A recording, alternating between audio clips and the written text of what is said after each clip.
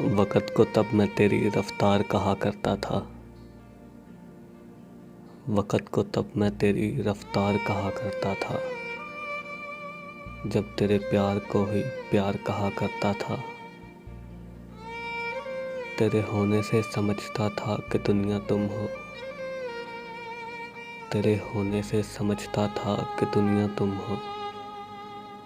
वैसे दुनिया को मैं बेकार कहा करता था। तब बिछड़े हुए लोगों पर भी हंस देता था। तब बिछड़े हुए लोगों पर भी हंस दिया करता था। तब मैं उनको भी गुनहगार कहा करता था। तुमसे बिछड़ा हूँ तो रोया हूँ वगरना कल तक। तुमसे बिछड़ा हूँ तो रोया हूँ वगरना कल तक। रोने वालों को भी फनकार कहा करता था। हम शक्ल है या वही है मेरा दुश्मन देखो। हम शक्ल है या वही है मेरा दुश्मन देखो।